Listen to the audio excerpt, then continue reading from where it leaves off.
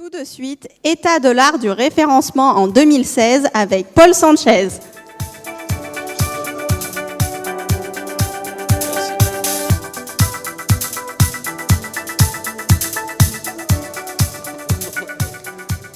Bonjour à tous. Alors, je regarde où je suis déjà parce que c'est impressionnant. Bon, ça se remplit, c'est bien. Alors, j'ai 3 choses à dire avant de commencer. La première, c'est que je suis très content d'être ici.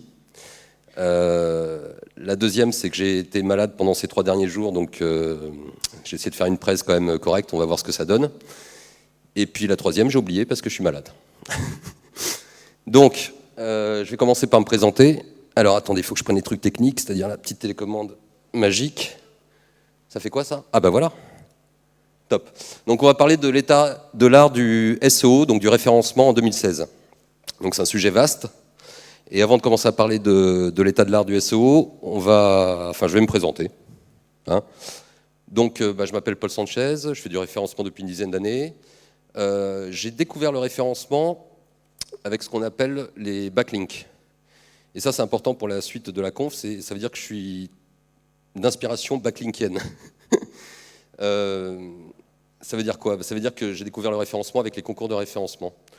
Les concours de référencement, c'est se positionner sur un mot-clé sur Google pendant une période déterminée et essayer de finir dans les top positions. Voilà. Et pourquoi je vous parle de ça? Parce que avant 2012, c'était la fête chez Google. C'est-à-dire que on faisait un peu ce qu'on voulait. Avec du backlink, du lien donc, on arrivait à se positionner sur à peu près n'importe quelle thématique et n'importe quelle expression. Si je voulais être premier sur une requête comme poker, eh ben c'était assez simple. Hein. J'envoyais beaucoup de liens, c'est-à-dire que je faisais ce qu'on n'aime pas, c'est-à-dire du spam. Du web spam, on appelle ça du web spam, c'est-à-dire que j'envoyais beaucoup de liens vers un site et ce site grimpait dans les résultats de Google, quelle que soit la qualité de son contenu. Vous voyez? Pourquoi je vous parle de ça? Parce que avant Google, il y avait des moteurs de recherche comme AltaVista et d'autres métamoteurs comme Copernic, etc. qui, AltaVista, pour prendre lui en exemple, était basé sur le on-page, d'accord? Sur le contenu sur vos pages, sur les méta keywords. Donc, si vous aviez un site sur les animaux, par exemple, et que vous vouliez générer du trafic, qu'est-ce qu'on faisait? Eh ben, on remplissait nos méta keywords de mots-clés qui généraient du trafic, type MP3, sexe, porn, etc. Et puis, en 98, il y a 2 gars qui se sont intéressés à ça, qui ont fait leur projet d'étude là-dessus, sur le search. Larry Page et Sergey Brin, qui ont développé donc Google en 98. Et qui eux se sont dit, on ne va pas accorder de la confiance comment ça s'appelle, au on-site, parce qu'il y a trop de tricheurs. Donc ce qu'on va faire, c'est qu'on va se servir de l'extérieur, du off-page, c'est-à-dire des gens qui parlent de nous à l'extérieur. Et plus il y a de gens qui parlent de nous, plus c'est un signe de qualité que notre site est de qualité. Et donc c'est comme ça qu'ils ont lancé un algorithme qui s'appelle le PageRank. OK ? Et donc le PageRank est basé sur la popularité, donc sur des votes et donc sur des liens. Hein? Le lien, c'est vraiment le cœur de l'algo de Google. Et même aujourd'hui, c'est encore le cœur de l'algo de Google, quoi qu'on en dise. Pourquoi?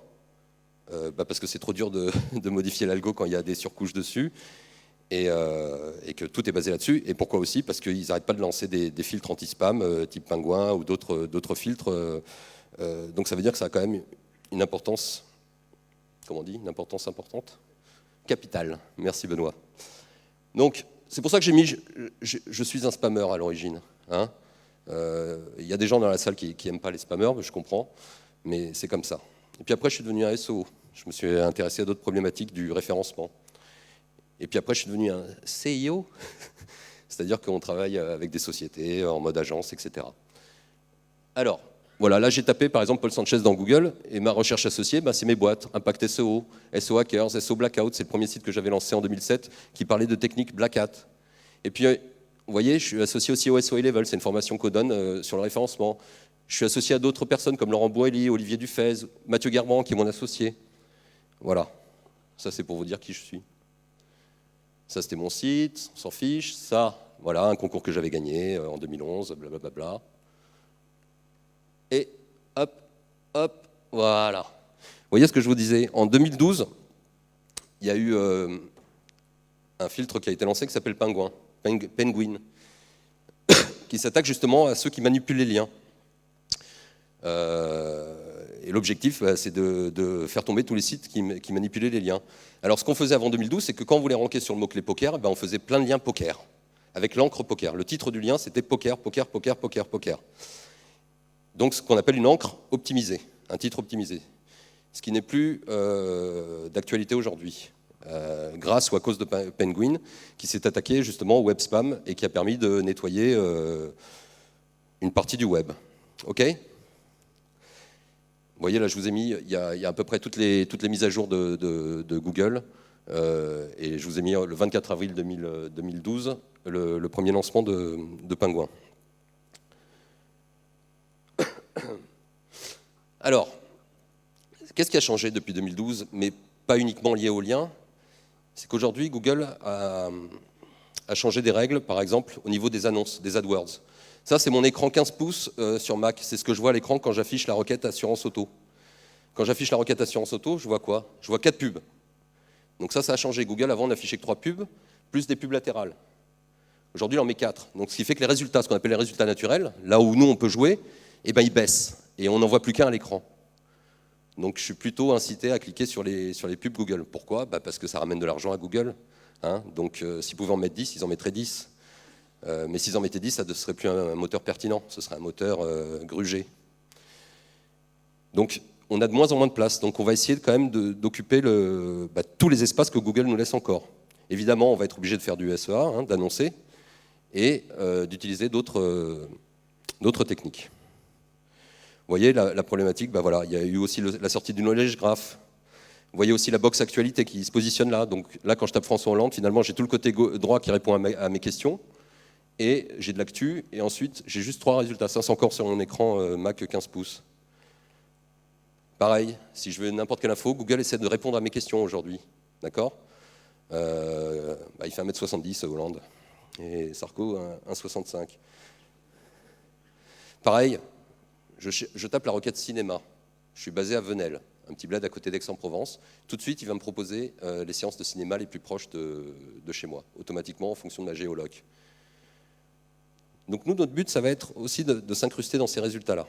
Hein, j'en passe comme ça. Résultat foot Lyon. Vous voyez, bon, j'y connais rien en foot. La météo, je tape juste météo. J'ai la météo de Lyon ce matin à l'hôtel.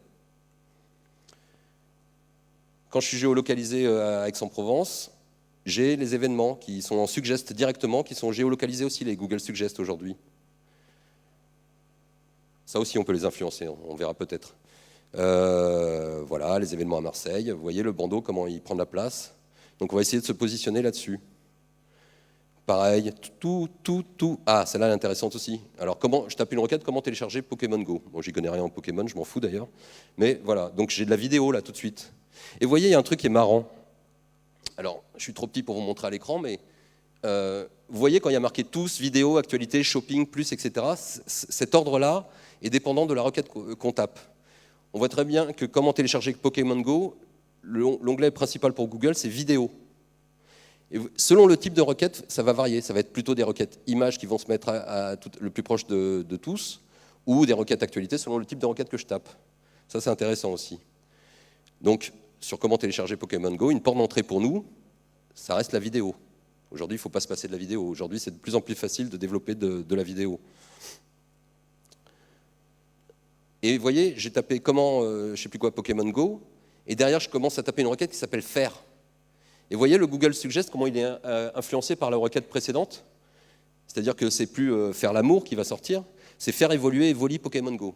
Je ne sais pas ce que c'est, mais quand j'ai montré ça à ma fille, elle était là, waouh, Evoli, vas-y, clique. Bon, ok. Et en fait, voilà, la conclusion, c'est quoi? C'est que Google, c'est devenu un moteur de réponse. Hein, vous l'avez vu récemment aussi, vous tapez une couleur dièse 000, il vous sort la palette de couleurs. Bon, je ne l'ai pas mis en slide, mais voilà, il essaie de répondre au maximum d'infos et finalement de faire quoi? De garder l'internaute chez lui. Hein, Google, aujourd'hui, c'est le plus gros scrapper du monde. Il prend les résultats à droite et à gauche, il les affiche chez lui, et le but, c'est ce qu'il faut faire, c'est qu'il prenne les résultats chez nous. C'est ça notre but aujourd'hui.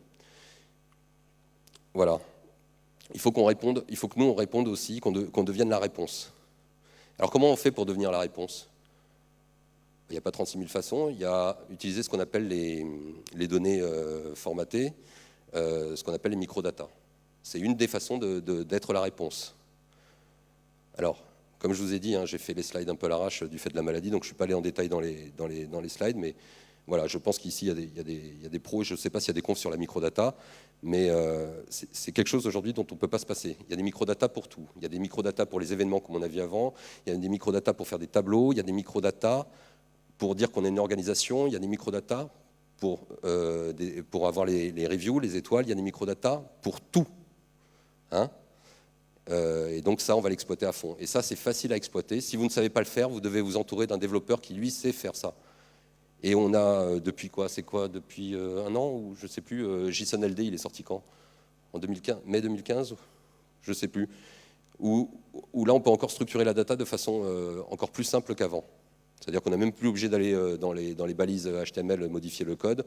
On met ça dans le head ou avant la fin du body. Et on donne de l'information structurée au moteur. Okay, et l'information structurée, c'est ce qui va nous permettre aussi de rentrer dans le knowledge graph, etc. Je vous laisserai découvrir et aller plus loin sur ce sujet-là. Voilà. Mais aujourd'hui, l'état de l'art, ça commence par ça aussi, par utiliser de la microdata dans le SEO. Alors, cette image, je l'ai mise parce que je l'aime bien, ça fait hacker old school, et ça représente ce que c'est qu'un triptyque. On a toujours le même triptyque dans le SEO, c'est-à-dire qu'on va parler de technique, qui est un terme qui revient de plus en plus à la mode, hein, aux États-Unis, technical SEO, et on va voir ce que c'est. Finalement, il n'y a rien de nouveau, c'est juste de l'affinage. S'il y a quelque chose de nouveau, c'est la vitesse. Et on va parler du on-page, du contenu, et finalement du off-site, c'est-à-dire de la popularité. D'accord? Ça, c'est les trois piliers, les trois leviers, les trois. Alors voilà, tout le monde parle de technical SEO, mais c'est quoi le technical SEO finalement? Bah déjà, il y a Google qui nous recommande que les pages doivent charger rapidement pour une bonne expérience utilisateur. Nous, ce genre de critères, on le fait pas forcément pour Google, on le fait déjà pour l'utilisateur. Hein, ce qui nous intéresse, c'est l'utilisateur, là, c'est pas Google, même si c'est une préco de Google, on devrait déjà aller au-delà de Google et penser à ce que nos sites chargent rapidement. Ça nous fait péter les plombs quand on attend une page qui charge en 3 secondes ou en 5 secondes, on quitte et on s'en va. Pareil, Google, c'est l'année du mobile, enfin ça fait 2 ans que c'est l'année du mobile, ou 4 ans, ou 5 ans que c'est l'année du mobile, sauf que là on a des chiffres depuis cette nuit, comme quoi la courbe des utilisateurs de mobile dépasse celle des stocks. Pardon? Le nombre de pages vues. Et le troisième critère que recommande Google, c'est de passer en mode secure, le HTTPS. Okay, donc ça, c'est technique. Hein, améliorer sa vitesse de chargement, c'est technique. Avoir une version mobile ou en AMP, donc Accelerated Mobile Pages, c'est technique. Et HTTPS, c'est technique. Donc c'est pour ça que le technique reprend le dessus en 2016. Hein. Et on le voit aussi dans d'autres recommandations Google, des consignes relatives, voilà, là pour l'instant c'est au contenu, mais on a quoi? On parle d'Ajax. Donc c'est technique, hein. Référencer un site en Ajax, ça peut être difficile, ou dans d'autres technos qu'on verra après. Pareil, on parle de sitemap, on parle d'international, on parle de rich media, justement ce qu'on a évoqué juste avant, ressources pour développer des pages adaptées au mobile, etc. Tout ça, c'est technique. Et ça, je vous ai mis l'image, mais voilà, ce que perd Amazon quand son site met plus d'1 seconde à charger. Hein, donc on perd de la conversion, on perd de l'argent. Donc on augmente sa vitesse de chargement à fond. Ça c'est pareil, c'est technique, c'est comment charger des ressources en parallèle. Je passe dessus, ceux qui sont intéressés par ça. Si vous savez faire, vous faites. Si vous ne savez pas faire, vous vous entourez de gens qui savent faire. Ça c'est quelque chose d'important. Quand on ne sait pas, on demande aux autres. Ou on apprend, mais c'est plus long. Alors ça aussi, ça redevient la mode, et d'ailleurs il y a des outils qui se développent et des outils qui deviennent leaders dans les, comment on appelle ça, dans les récompenses internationales. Botify, par exemple, a gagné un prix cette année aux États-Unis comme étant le meilleur outil de search 2016. Ces outils, ils font quoi? Ils font à la fois du crawl, donc ils vont crawler votre site, et à la fois de l'analyse de log, et ils croisent les deux data. Et ça vous donne de l'information. Ça vous montre les blocages, ça vous montre des erreurs, ça vous montre des attaques, ça vous montre de la duplication, ça vous montre plein d'informations que vous pouvez améliorer facilement. Google n'aime pas un site qui a beaucoup d'erreurs, d'erreurs 500, d'erreurs 404, de pages générées dynamiquement à la volée. Pour vous montrer un exemple, vous voyez là, un petit restaurant à côté de chez moi, la page d'accueil, elle est dupliquée avec l'ID qui passe dans l'URL. L'opus page 23, l'opus page 29, etc. C'est exactement la même page, c'est la page d'accueil. Donc là, on a un problème. Pour le résoudre, il y a plusieurs solutions. Il y a, par exemple, dire je vais faire des redirections 301 de ces pages-là vers la home.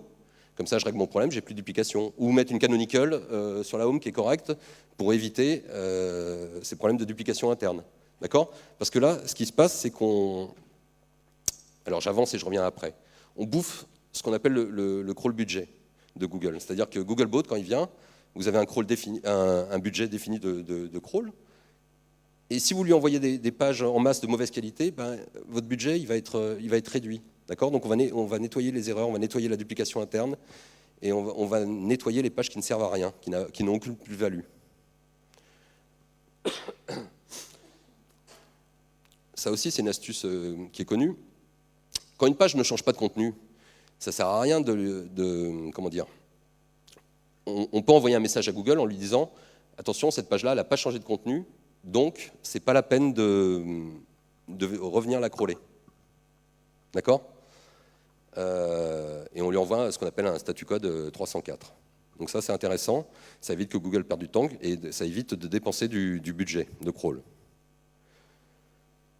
Alors, pareil, on a entendu parler de la mort du SEO, on entend parler de la mort du JavaScript, de la mort du Flash, etc. Alors pour le Flash, il s'avère que ça risque d'arriver et que c'est même en bonne voie.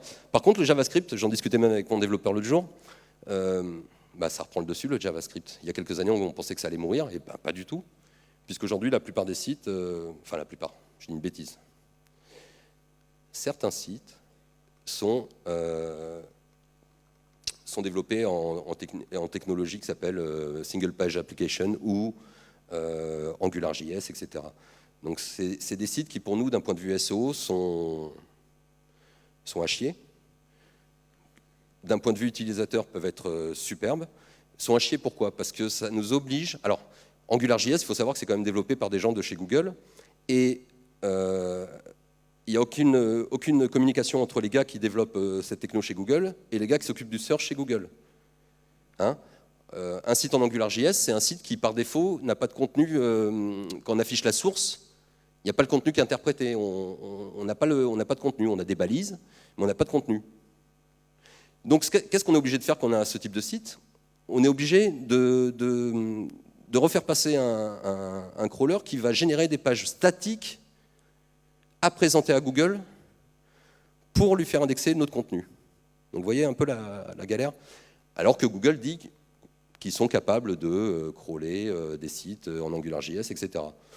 Moi, j'ai un site en AngularJS, je peux vous dire qu'il était incapable de le crawler, qu'il m'affichait une belle page blanche. Enfin, j'ai un site en AngularJS. J'ai un outil qui a été développé par mon dev qui est fan d'AngularJS et avec qui je me bats pour repasser à des vieilles technos plus indexables. Mais comme, voilà... ils préfèrent AngularJS, c'est comme ça. On a été obligé de faire une version statique doublée pour Google. Bon, l'avantage, c'est que la version statique, finalement, elle va charger très rapidement aussi. Donc voilà, l'un dans l'autre, c'est positif. Bon, bref, c'est pas la mort du tout du JavaScript, c'est la mort du Flash, mais le JavaScript reprend ses droits. Et il y a même des gars qui se posent la question à savoir est-ce que ça ne va pas surpasser PHP dans quelques années. Alors, voilà, on voit les tendances justement d'usage du JavaScript et d'AngularJS. On voit que la courbe augmente. Et voilà, là on le voit bien aussi. Hein. Alors là, c'est un peu le bordel. Voilà, l'usage d'Angular. Et là, les 4 outils que je vous ai mis à gauche, là, ça vous permet justement de rendre vos pages crawlables et les contenus indexables par Google. Prerender.io, SEO.js, SEO for Ajax, je crois que c'est des Français, hein, SEO for Ajax. Donc voilà. Et là, en bas à gauche, qu'est-ce que je vous ai mis? Je vous ai mis le screenshot de Kaspersky, de la home, où on voit bien, vous voyez la balise title, elle est vide là. Vous voyez? Ça, c'est avant, c'est les fameuses pages en AngularJS. Et là, il y a une utilisation de la balise MetaName Fragment Content pour dire, donc ça c'est une règle fixée par Google, si c'est Googlebot, alors va visiter telle page qui va être générée en dur dans tel répertoire. Voilà, je l'ai mis en gros ici. Alors, et l'autre point, donc justement, ce qui se passe là, c'est qu'on a une obligation, et ça c'est malheureux, mais c'est comme ça, c'est-à-dire qu'au 1er janvier 2017, il va y avoir dans Chrome des alertes si vous n'êtes pas en HTTPS. D'accord ? Donc le passage en HTTPS devient obligatoire. Voilà. Donc si vous êtes e-commerçant, préparez-vous maintenant, commencez à préparer cette pseudo-migration vers le HTTPS, qui n'a rien de compliqué, mais qui est encore une fois technique. Hein ? Quand je fais une migration vers HTTPS, il faut que je n'oublie rien, que je redirige mes pages en HTTP vers le HTTPS, que je change mes canonicals, que je change mes ressources internes, que j'appelle toutes mes URL qui sont en dur, etc. Il faut que je les transforme en HTTPS, et il faut que j'oublie aucune redirection. Donc c'est comme une migration de site finalement. C'est pas complexe, mais il ne faut rien oublier. C'est technique. Voilà, on aura peut-être ce type de message quand notre site ne sera pas en HTTPS et que Google qu'on surfe sur Chrome. Alors voilà, ça c'est le fameux slide de cette nuit là, comme quoi les usages dans le monde entier du mobile commencent à dépasser le desktop. Hein, on est passé à 51,3 contre 48,7. À droite, je vous ai mis une belle image dynamique faite avec amour, ou plutôt piquée avec amour, de ce que c'est que le responsive design. C'est vrai que ça y est, maintenant, c'est intégré le responsive design. Par contre, ce qui n'est pas encore intégré, c'est l'AMP. L'AMP, donc techno sorti par Google, qui est très utile. Hier, j'étais dans le train en venant ici, et je voulais consulter de l'info sur mon téléphone, etc. Et effectivement, putain, les pages, elles mettaient 4 plombes à se charger. Et une page en AMP, elle est chargée instantanément. Parce que le but de Google, là, c'est que ton contenu, ton texte, la partie qui nous intéresse le plus, hein, ce n'est pas les pubs qui nous intéressent, ce n'est pas les images, c'est le contenu, sauf si c'est une infographie, etc. Google veut lancer et veut développer cette techno pour tout le monde, c'est-à-dire des pages qui sont limite statiques, qui sont mises en cache chez Google et qu'on va pouvoir consulter instantanément. Donc pareil, ça c'est quelque chose à mettre en œuvre sur vos sites. Alors si vous utilisez WordPress, il y a des plugins pour ça. Si vous utilisez d'autres technos, il va falloir s'y mettre. Enfin, quand je dis WordPress, Drupal et d'autres CMS, il y a déjà pas mal de plugins qui sont développés pour. Par contre, si c'est du homemade, il va falloir se plonger un peu dedans. Rien de compliqué, mais il va falloir y aller. Pourquoi ? Parce que c'est encore un des critères qui nous permet aujourd'hui d'être plus visible que nos concurrents. Aujourd'hui, Google, quand tu es sur ton mobile ou sur ta tablette, tu vas voir un petit carrousel. Si tu as des pages en AMP, tu risques de te retrouver dans le carrousel. D'accord ? Et donc ça, c'est un avantage par rapport à ton concurrent qui n'a pas encore développé ça. Merde. Voilà, ça ressemble à ça, une page AMP. Il y a un petit éclair pour dire que c'est rapide. Bon, après, il y a des histoires de canonical vers la page correspondante. Il y a forcément l'appel du JS asynchrone, etc. Et le but officiel de Google, c'est d'avoir accès directement au contenu et de fournir une bonne expérience utilisateur du coup. Mais par contre, est-ce que nous, en tant qu'asso, on ne peut pas se poser la question, est-ce que le but, c'est pas que nous, on fasse le travail à la place de Google, de sortir les articles les plus intéressants de notre site et finalement les pages les plus intéressantes de notre site.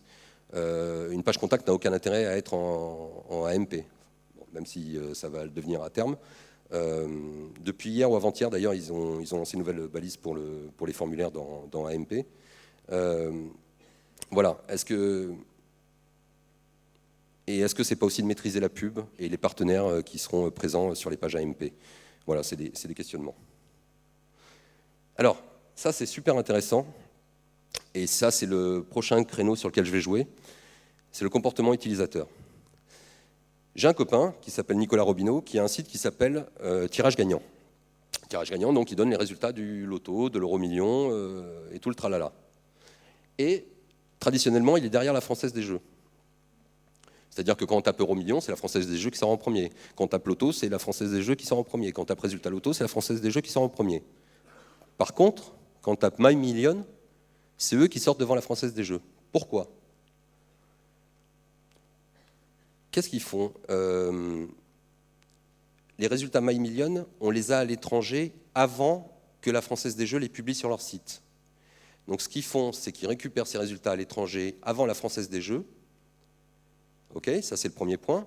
Le deuxième point, c'est qu'en tant qu'utilisateur, tu tapes MyMillion, tu vas sur le site de la Française des Jeux, tu fais back dans ton navigateur parce que tu n'as pas encore la réponse à l'heure où tu as tapé la requête. Et tu cliques sur celui qui a la réponse, c'est-à-dire tirage gagnant. Et au bout d'un moment, Google dit, donc c'est de la requête fraîche, hein, mais au bout d'un moment, cette requête fraîche influence les searches normales. C'est-à-dire qu'au bout d'un moment, Google va dire, eh ben, tirage gagnant me fournit les réponses, la réponse attendue par l'utilisateur, alors je le positionne devant. Et là, tout de suite, ça nous donne des idées méchantes. C'est quoi les idées méchantes? Eh ben, c'est de payer des utilisateurs qui vont simuler ça. C'est-à-dire que si je tape une requête allée au hasard pour rester dans la thématique restaurant Lyon,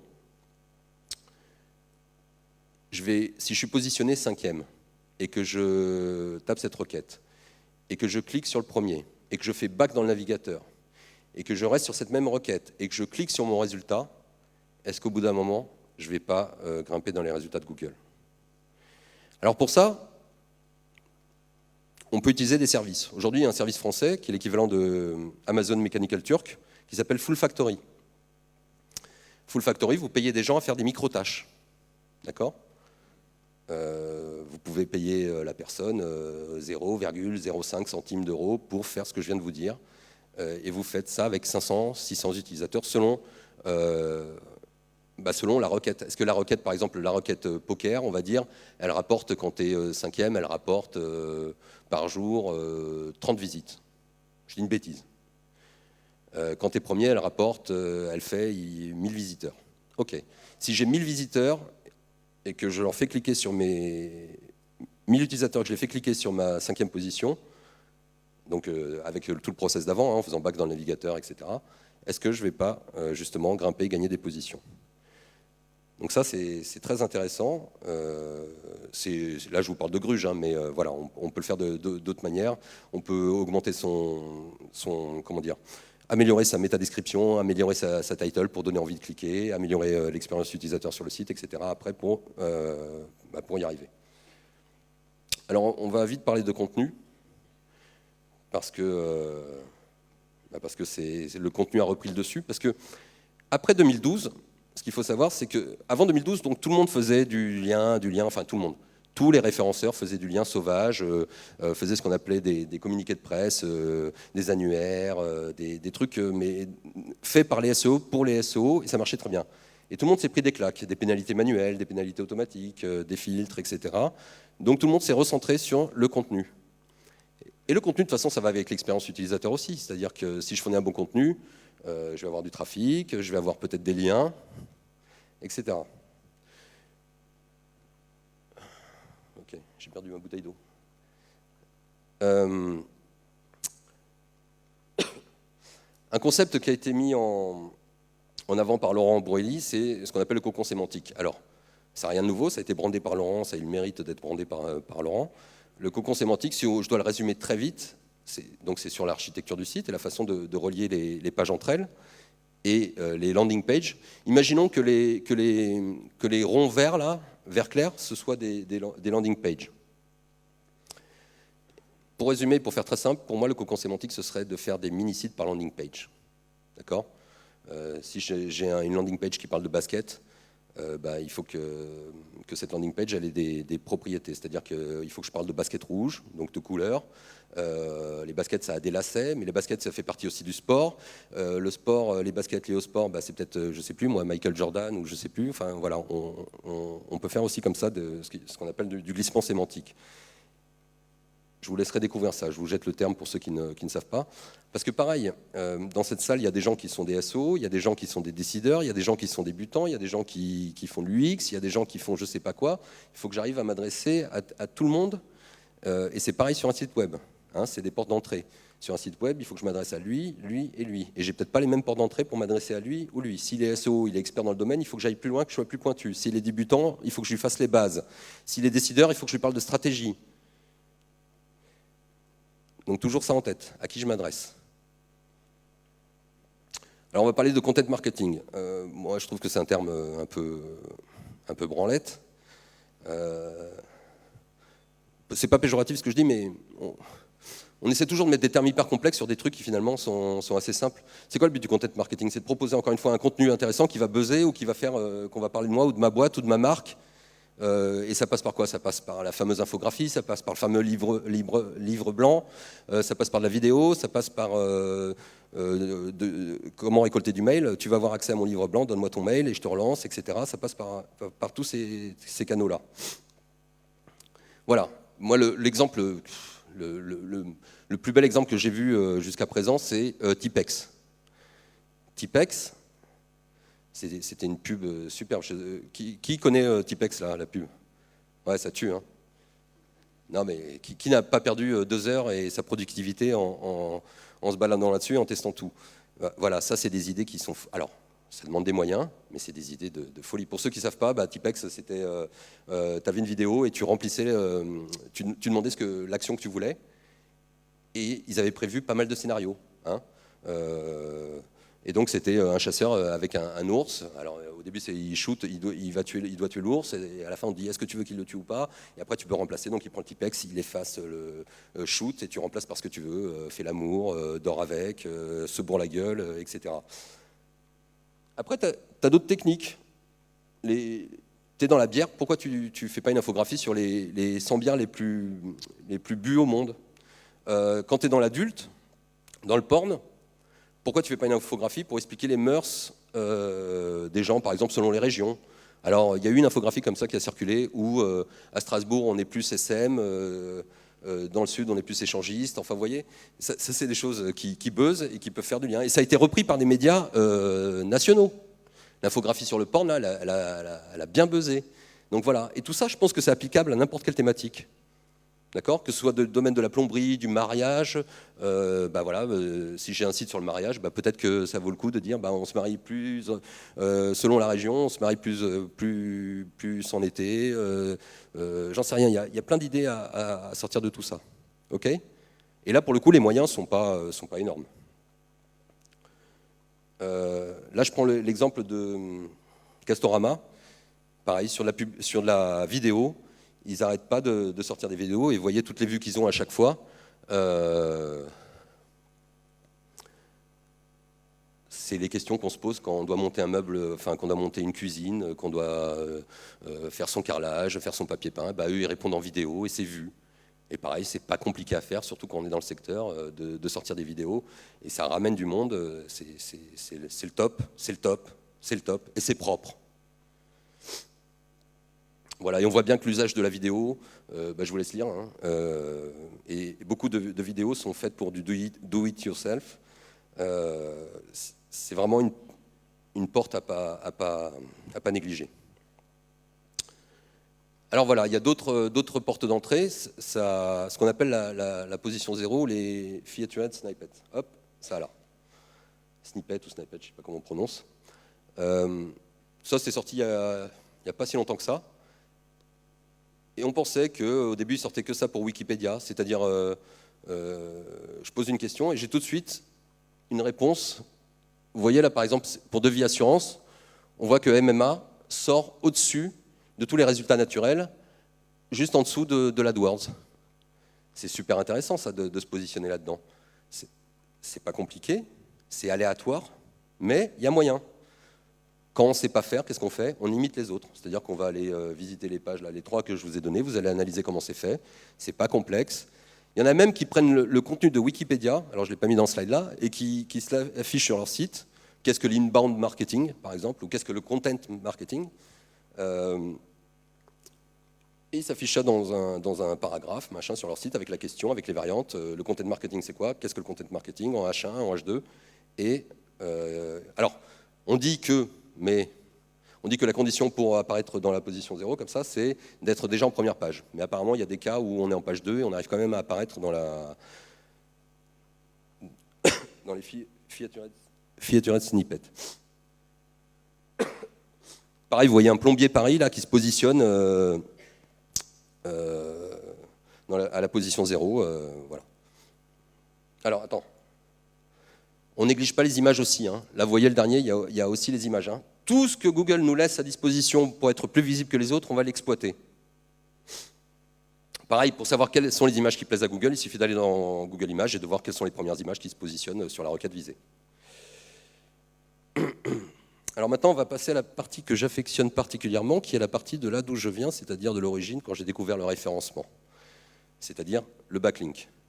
Et vous voyez, cet homme-là, c'était l'ex-représentant officiel de Google, qui est parti maintenant, qui travaille pour, je ne sais plus, pas la CIA, mais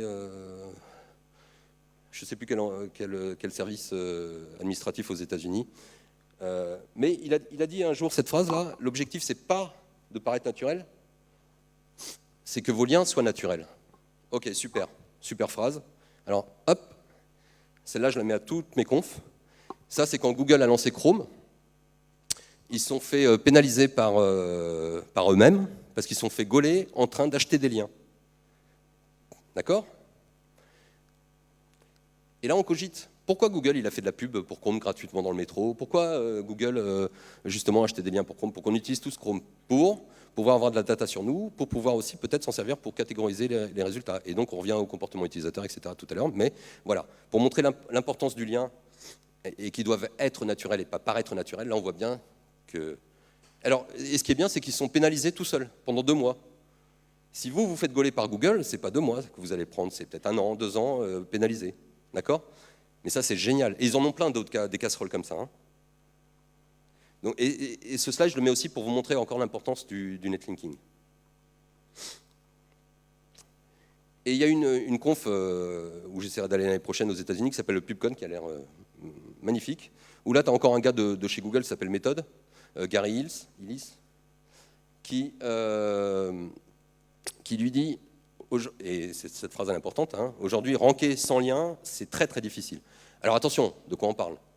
Ranker sur brouette verte en Sylvanie ou en Pennsylvanie, ça va, tu n'as pas besoin de backlink. Fais une page, fais du contenu, ça marche. Par contre, pour ranker sur des expressions plus concurrentielles, tu as besoin de liens. Et donc, comment on acquiert du lien? Comme on a vu avant, c'est-à-dire de façon propre, en faisant du contenu de qualité qui amène le lien naturel, coûteux, ou pas, si on est doué et qu'on a de l'imagination, mais il va falloir agrémenter les liens, c'est-à-dire qu'il va falloir en avoir. Alors comment on fait pour avoir du lien? Ah oui, bon, je reviendrai sur lui après. Déjà, on se demande à nos potes, à nos fournisseurs, aux sites du groupe. Hein. Par exemple, au féminin, là, j'ai mis un screen d'au féminin. À gauche, vous voyez, au féminin, le groupe au féminin possède d'autres sites. Marmiton, My Little Paris, etc., etc. Donc déjà, peut-être que de se servir de son réseau, ça nous permet déjà d'avoir du lien. Je vous fais une petite histoire, parce qu'il me reste encore 20 minutes, donc je suis large. On a travaillé pour une boîte e-commerce qui est connue, ouais. Et le boss voulait absolument pour Noël sortir devant le fournisseur sur le mot-clé Furby. Furby, c'est un jouet pour les enfants. Et nous, on lui a proposé une stratégie agressive de netlinking, etc., pour aboutir à ça. Et puis dans la discussion, on a vu que ce site e-commerce possédait plein de sites connexes. Ce qu'on leur a suggéré, c'est de dire, allez mettre un petit lien en footer sur la page d'accueil de chacun de vos sites avec ce mot-clé-là, Furby, qui renvoie vers la page Furby, évidemment. Ce qu'ils ont fait, et 3 jours après, ils sont montés devant le fournisseur sur la requête Furby. D'accord? Voilà, donc déjà se servir de l'entourage proche, soit du réseau qu'on a, soit des potes. Hein. Si aujourd'hui je vous demande à tous de faire un lien vers mon site Impact SO ou SO Hackers avec le mot-clé SO au référencement, il est évident que dans, je sais pas, 3-4 jours, 1 semaine, 2 semaines, je vais avoir une montée de position. Si vous voulez le faire, on le fait tout de suite. Non. Par contre, il y a un truc que j'ai zappé et que j'ai oublié, et ça, c'est bien d'avoir tous ces gens dans la salle, et peut-être que si on a le temps, on fera l'expérience, si vous êtes d'accord, c'est que vous preniez chacun vos téléphones ou vos PC, et qu'on aille trafiquer une requête dans Google, et qu'on aille faire ce que je vous ai dit tout à l'heure. Aller cliquer sur un des résultats au-dessus, revenir back dans le navigateur, et aller cliquer sur un autre des résultats pour voir si on arrive à avoir un impact là dans l'heure. C'est-à-dire que là, je ne sais pas combien de personnes dans la salle, mais il est possible qu'on arrive à avoir un impact comme ça très vite. Et c'est rare d'avoir autant de gens pour faire cette expérience. Donc on se le garde si on a le temps.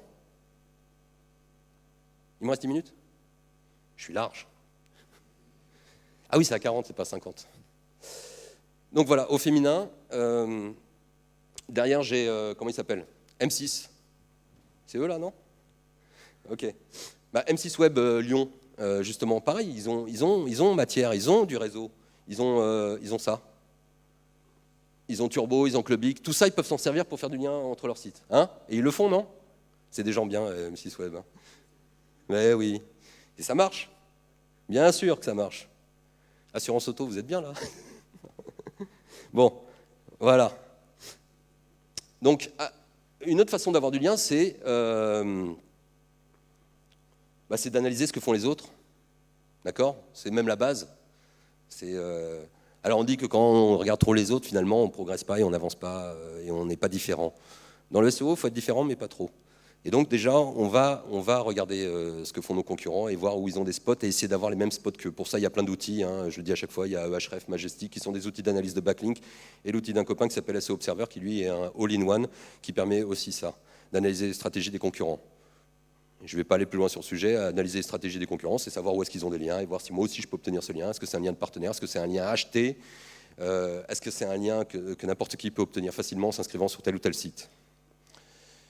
Alors parlons d'achat de liens justement. Alors, l'achat de liens, il faut savoir quand même que c'est le premier formulaire que Google a mis en place. D'accord? Google n'aime pas quand on achète des liens. Pourquoi? Parce qu'il préfère qu'on paye de l'AdWords. D'accord? L'avantage d'acheter du lien, c'est quoi? C'est qu'on va vite, on va plus vite. Ça va avec la vitesse de chargement. Bon, bref. Donc, et ça marche toujours très bien en 2016, en 2015, je sais que c'est pas très fair, mais c'est comme ça. Et on va me dire, bah oui, mais c'est celui qui a le plus d'argent qui gagne. Oui, c'est vrai, mais c'est pareil quand tu prends un avocat, c'est celui qui a les meilleurs avocats qui gagne. C'est comme ça la vie. La vie est injuste. Hein. Comme dirait un pote, choisis ton camp. Hein. Soit tu es un dominé, soit tu es un dominant, soit tu es un tigre, soit tu es une colombe. Alors, je ne suis pas tout à fait d'accord quand même. Alors, il y a des plateformes d'achat-vente de liens, d'accord? Mais un lien peut aussi s'acheter directement. Je peux dire à Benoît, bah, je te file 150 €, mets-moi un lien sur ton site si tu es d'accord. Oui, il dit c'est vendu. Je vais aller voir M6 Web, je vais leur dire pareil. Ah non, ils ne voudront pas. Bon. Donc on a ces services-là, hein, qui sont deux services qui permettent d'acheter du lien. Rocket Links, à la fois d'acheter et d'en vendre. Hein. C'est-à-dire que je peux faire partie des deux, je peux être des deux côtés, éditeur ou annonceur. Mais il y a plein d'autres types de liens qu'on peut obtenir sans rien demander à personne. On est à Lyon. À Lyon, c'est super dynamique comme ville, c'est une tuerie.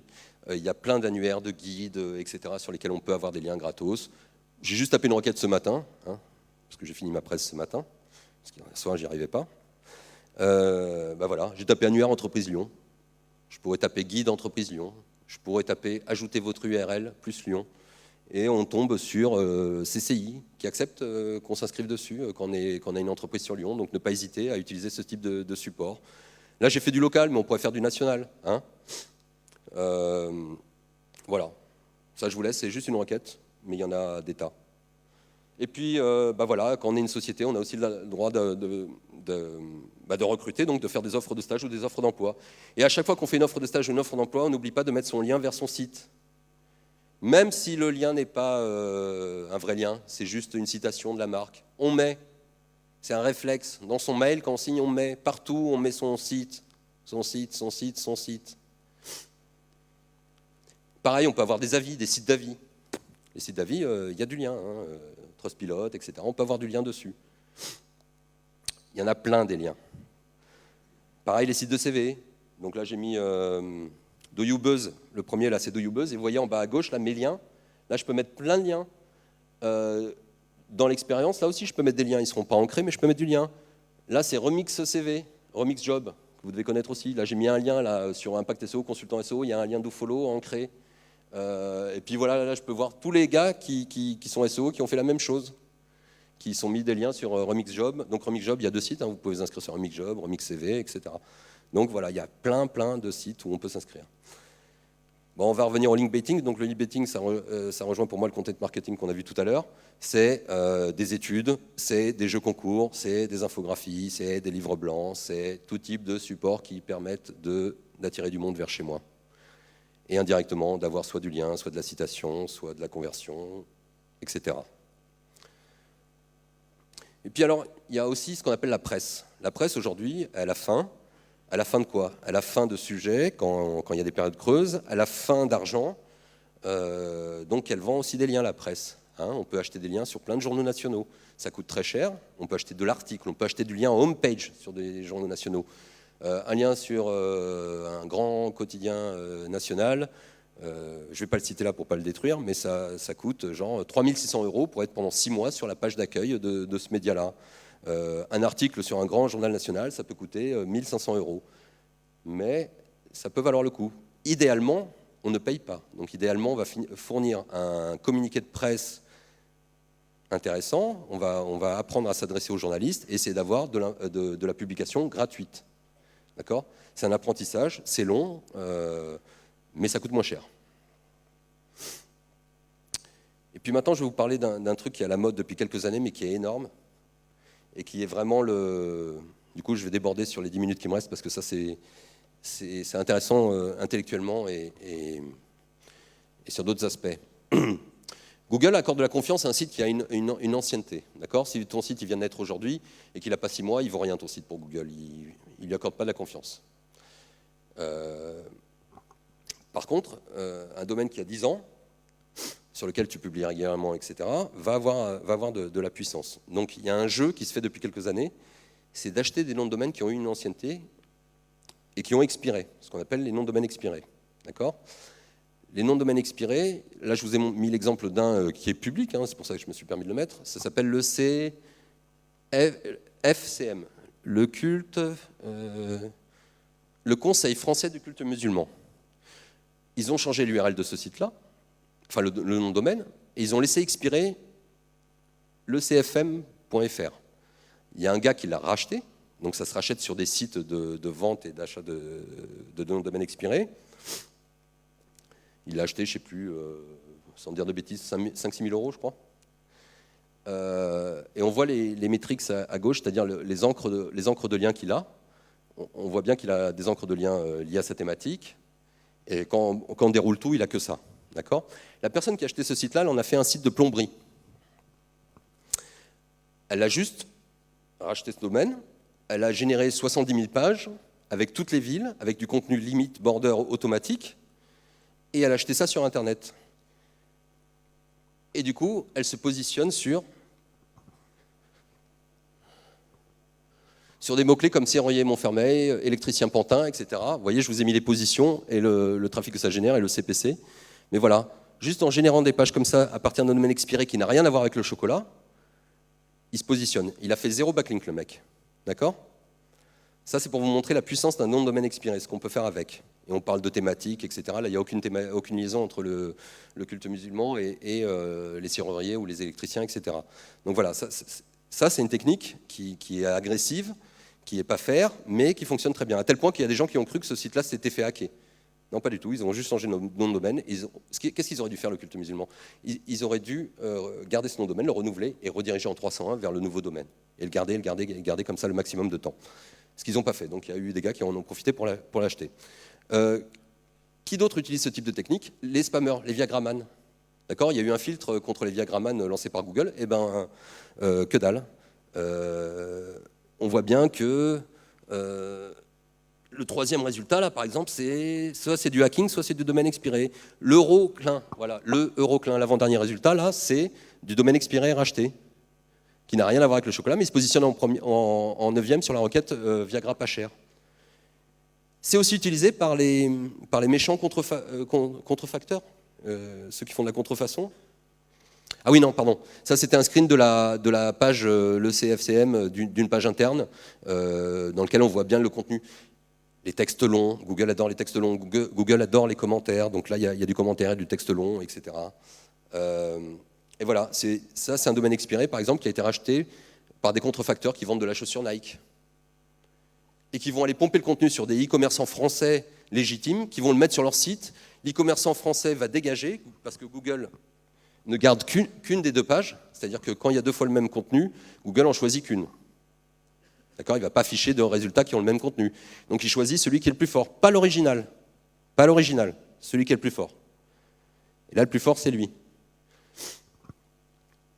J'ai eu 2 cas il y a moins d'un mois là-dessus.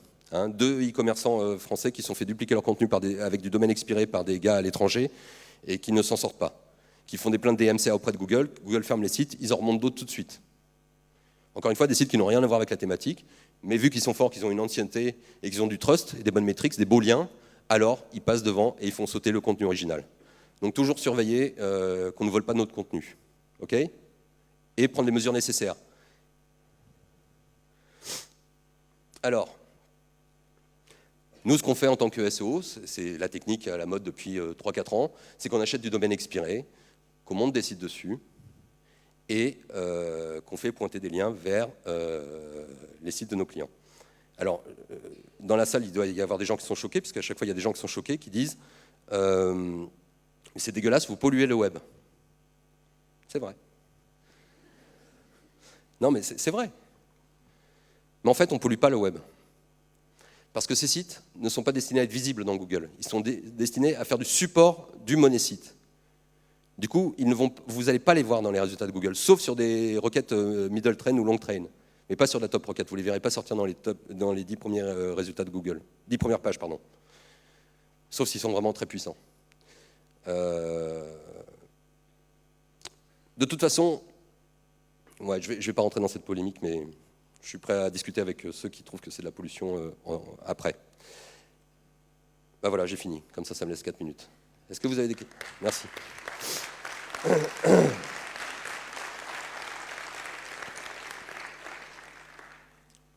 Est-ce que vous avez des questions? Il nous reste 6 minutes.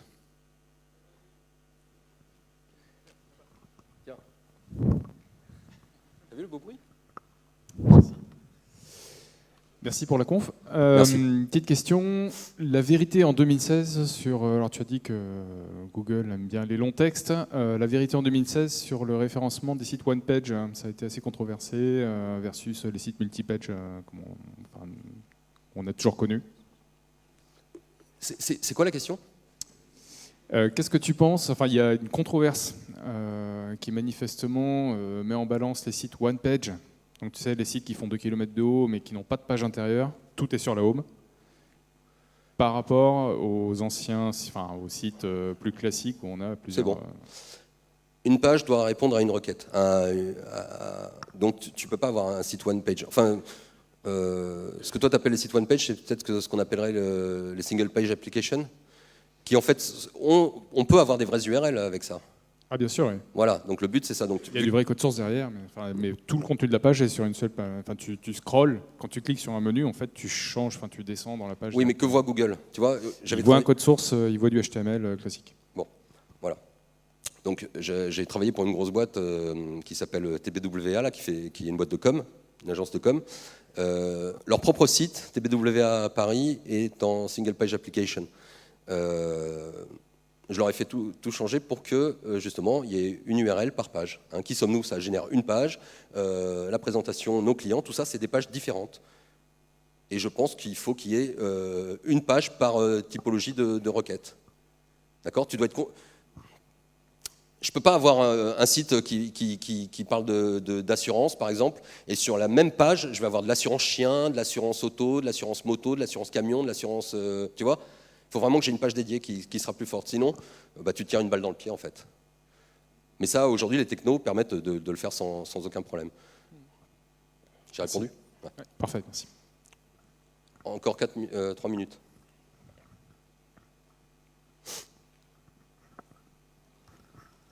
Bonjour, Frédéric. Est-ce que tu ne penses pas que les sites expirés un jour vont se prendre un pingouin ou un animal du même genre, parce que c'est tellement facile d'aller voir les anciennes encres et de regarder le sujet et que ça ne correspond pas au site d'arrivée que... Alors, je suis totalement d'accord avec toi, et d'ailleurs à force d'en parler en conf, etc. Le problème, c'est que tant qu'il n'y a pas de... Tu sais, pour les liens, ça a été pareil. Avant 2012, Google n'en avait rien à faire, parce qu'on est peanuts à l'échelle du web, d'accord ? Par contre, il y a eu des SEO connus aux États-Unis qui ont commencé à faire ce qu'on appelle des open letters à Google, hein, des lettres ouvertes où ils écrivaient sur leur blog leurs plaintes en disant nous on fait du propre, on travaille le long-termiste et on voit tous nos concurrents à côté qui font du crado et qui passent devant nous. Et on en a marre et on a envie d'aller faire comme eux au bout d'un moment et on se retient. Donc c'est l'effet com. Plus tu parles du truc, plus Google risque de s'y intéresser, et il faut que ça fasse du bruit pour que Google s'y intéresse.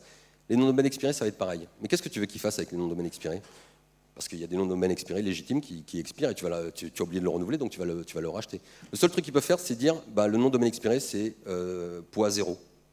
C'est pas lui envoyer un critère négatif, c'est-à-dire que si tu sers des expirés pour faire des liens vers ton site, ils vont pas te dévaloriser et te pénaliser. Par contre, ils vont annuler le lien. C'est vers ça qu'ils sont en train de tendre, d'ailleurs.